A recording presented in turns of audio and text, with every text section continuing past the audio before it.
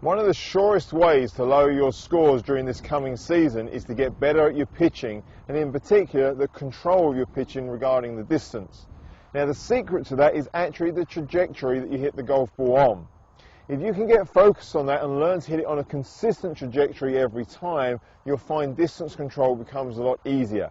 You'll then be peppering the flag, have much more chance of holding your putts, and then you know your scores are going to come down. So this winter I'd really encourage you to work on the trajectory you hit your pitch shots on.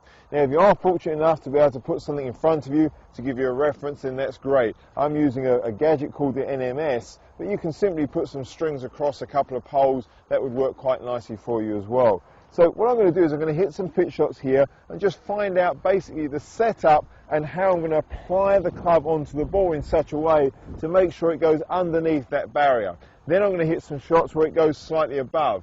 In order to make those changes, I'll have to change my setup slightly, but most importantly, I'll have to change the way the club is delivered onto the golf ball to hit those different shots, those different trajectories. Once I've got used to that, I can repeat it, then my consistency will go up as well. So let's start off first of all. I'm going to hit a couple of shots underneath there. So it will instantly make me feel I have to set up to the golf ball in a certain way and then deliver the club onto the ball in a certain way to start it underneath.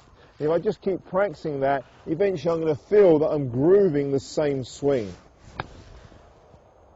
And sure enough, they're going off on exactly the same trajectory, same distance.